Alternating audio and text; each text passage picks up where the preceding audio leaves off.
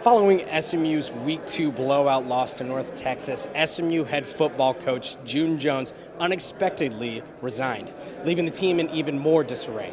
Now fast forward 12 weeks exactly, and that takes us here to the Hughes Trigg Student Center, where new SMU head football coach Chad Morris was introduced. Chad Morris comes to us from Clemson, where he was the offensive coordinator the previous 4 years. In front of 13,000 plus screaming fans in the XL Center here in Hartford, Connecticut, the SMU Mustangs punched their ticket to March Madness, defeating the Yukon Huskies 62-54. Guys, it's been 24 hours since June Jones stepped down as head football coach of SMU, and students are having mixed feelings about the news. You guys are about 12 practices in now to spring ball, but on day one, were everyone's heads spinning? They're still spinning. What's up, Mustangs? I'm Scott Sanford. Alongside me is Demetrio Teniente, and we are here in Hartford, Connecticut, home of the 2015 American Athletic Conference Men's Basketball Tournament. Students, alumni, families, and friends took in SMU football's first spring game in 8 years on Saturday. Gates to Ford Stadium opened at noon, where fans could receive autographs from Mustangs in the NFL, take pictures with Peruna, enjoy some of Dallas's famous food trucks, and honor the men's basketball team for their accomplishments this season. The spring game celebrated the Mustangs' end of spring practices, plus the beginning of a new era of SMU football. We've been excited to celebrate, our football team with the public, having gone through 14 spring practices with the new staff, kind of a new attitude, a different approach. So we're glad that so many families have showed out. In just his first year on the Hilltop, head coach Chad Morris is instituting quite the culture change, which has impressed everyone. He called me as soon as he got the job, and that's definitely not something I expected. I didn't need it, you know what I'm saying? But for him to go out of his way and do that is amazing. Definitely welcomes all of us back here, and wants us around the program, so that's exciting. Following pregame festivities, the red and blue teams squared off, giving SMU football fans a taste of what's to come this fall. Quarterback Matt Davis ran the first team offense and finished 8 of 14 for 136 yards and 2 touchdowns. Davis's main target was redshirt freshman receiver Cortland Sutton, who finished with 6 catches for 124 yards and 3 scores. After 14 practices and a scrimmage, Sutton is happy with the product they showed off to fans. I feel like as a team, we did pretty good. We got a lot of things accomplished today, not just in the passing game, running game.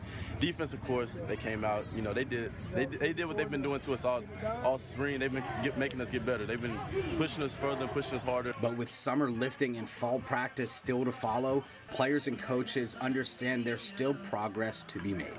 The thing about it, though, is in the fall we're going to add more. And we just probably put a fourth of the playbook in, and everybody's going to have to go back and take their playbook and study and get better with that. But very pleased with a lot of the guys. We got to have a good summer to develop depth at some positions. But overall, very pleased with their effort, very pleased with how far we came in just a couple months. For Press Pass, I'm Scott Sanford.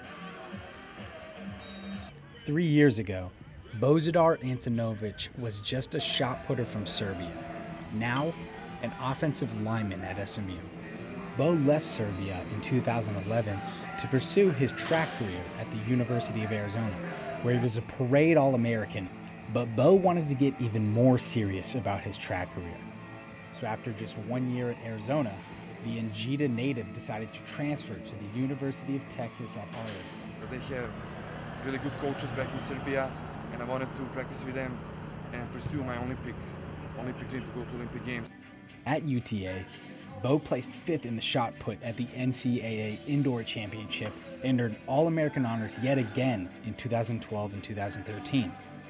But despite Bo's success as a track athlete, he still always had that desire to play football.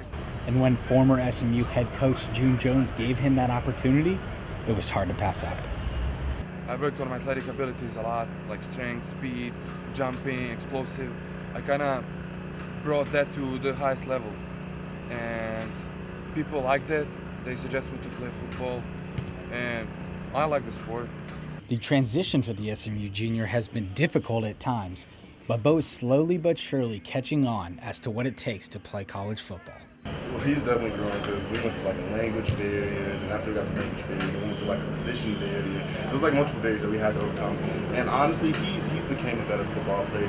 There's no question that being a college football player has its difficulties, but Bo has no regrets with his decision. I'm getting a lot of experience, good reps. For SMU TV, I'm Scott Sanford. It's not hard to find quality, locally brewed beer in the Dallas-Fort Worth area. But if you're looking for a bar where you don't have to resort to sipping out of a tiny puncture in the lid, well, there's only one place in Texas that can give you that. Four Corners Brewing Co. has made its home at Trinity Groves for nearly 2 years now. But just 6 months ago, the brewery made history, releasing 3 of its brews in 12-ounce cans with fully removable 360 end lids. What you've never been able to do is really get the craft beer experience out of either one of the packages, whether traditional cans or bottles. What our cans allow you to do is open the full top and get a blast of the nose of the beer, which is typically hoppy or sweetness, and it just adds a dimension to the beer that you can't get elsewhere. The aluminum cups create a wider opening to drink from. And so far, feedback from customers and even workers here has been positive. We've been selling everything we make, so I take that as a good sign. I think they are unique. We are the only brewery at the moment using them in the Southwest, where it's a handful of brewers using those at the moment. But it's been resoundingly positive. You get the aroma. You can see how full the can is, so you know you're not being cheated. The 3 beers that were originally released with the 360 end lid have been successful enough for Four Corners to announce the release of more beers to come in the trendy containers. Our Super B, it's a seasonal we've had out the past couple of years, but we've only brewed really limited amounts, and people love that beer, so we'll be out with that beer in spring. For SMU TV, I'm Scott Sanford. Welcome to a special edition of Press Pass, SMU's Spotlight on Sports. As always, the first Wednesday of February marks a special day for some fortunate high school athletes, as National Signing Day has arrived.